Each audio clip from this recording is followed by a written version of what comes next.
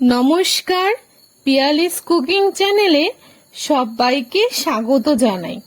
আশা করি সকলে ভালো আছো এবং সুস্থ আছো। আজ এমন একটা রেসিপি নিয়ে এসেছি, গ্যারান্টি দিয়ে বলছি যে এটা আগে কখনো খাওনি তোমরা।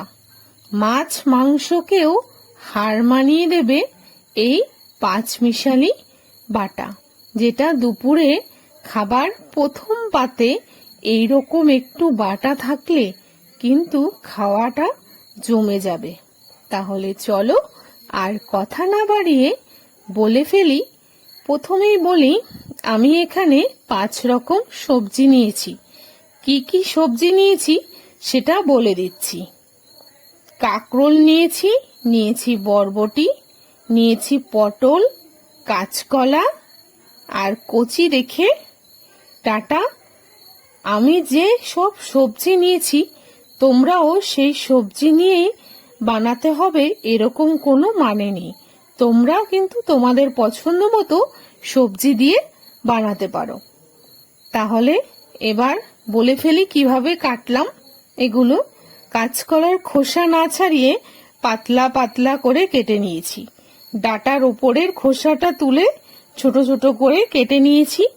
আর পটলগুলোকে উপরের আঁশটা চেঁচে ফেলে দানাটা ফেলে পাতলা করে কেটে নিয়েছি। কাঁকরোলটাকেও দানা ফেলে পাতলা করে কেটে নিয়েছি।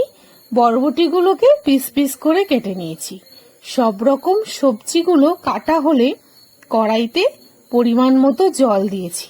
জল দিয়ে তাতে একে একে দিয়ে দিয়েছি কাঁচকলা, দিয়ে দিয়েছি বরবটি, কাঁকরোল, পটল আর ডাঁটা দিয়ে তাতে অল্প সামান্য লবণ দিয়েছি।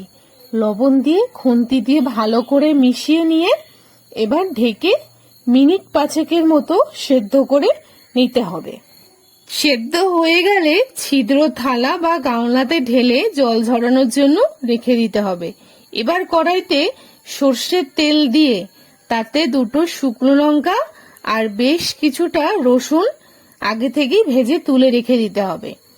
ওই তেলেতেই বেশ খানিকটা কালো জিরে দিয়ে সেদ্ধ করা জল ঝরানো সবজিগুলো দিয়ে তাতে লবণ আর হলুদ গুঁড়ো দিয়ে বেশ খানিকক্ষণ কম আঁচে ভেজে নিতে হবে। ভাজা হলে উপর থেকে 2টো পেঁয়াজ কুচি দিয়ে ভালো মতো ভেজে নিতে হবে।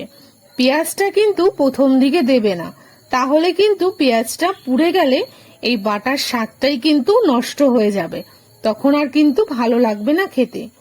চেষ্টা করবে পেঁয়াজটা ভাজাটা নামানোর মিনিট 5 আগে দেবার। এবার পেঁয়াজের সাথে সবজিগুলো ভালো করে মেশানো হলে ভালো মতো যখন সবজিগুলো সব পুরোটাই ভাজা হয়ে যাবে, এবার নামিয়ে একটু ঠান্ডা করে নেবে। ঠান্ডা হলে যেটা ছাড়া বাটা অসম্পূর্ণ সেটাকে পেতে নেবে। শিলনোড়া পেতে নিয়ে এবার ভাজাগুলোকে শিলের উপর দিয়ে এবার গায়ে যতটা জোর আছে জোর দিয়ে বেটে ফেলো। খুব বেশি মিহি করে বাটার প্রয়োজন নেই, একটু দানা দানা রেখে বাটলেও চলবে। আমার যেহেতু সবজির পরিমাণটা বেশি ছিল তাই আমাকে 6 বার বাটতে হয়েছিল।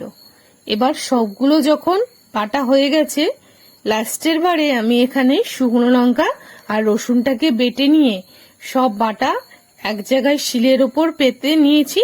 নিয়ে উপর থেকে কাঁচা সর্ষের তেল দিয়ে ভালো করে হাত দিয়ে চটকে মাখিয়ে নিলাম, যাতে রসুনের সাথে শুকনো লঙ্কা তেলটা সবকিছু ভালো মতো মিশে যায়।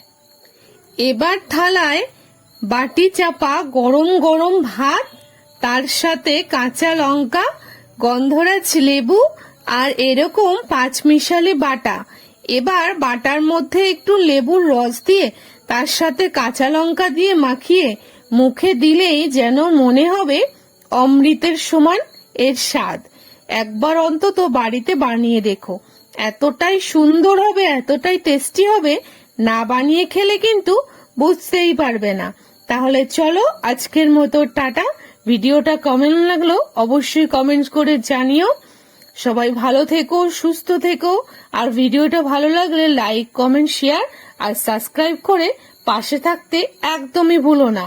আর যারা যারা জানে না তাদেরকে বেশি বেশি করে শেয়ার করো, তারাও জেনে যাবে এইরকম অসম্ভব সুন্দর এক বাটার রেসিপি, যেটা গরম ভাতে জাস্ট ফাটাফাটি লাগবে। একবার কিন্তু ট্রাই করা অবশ্যই চাই।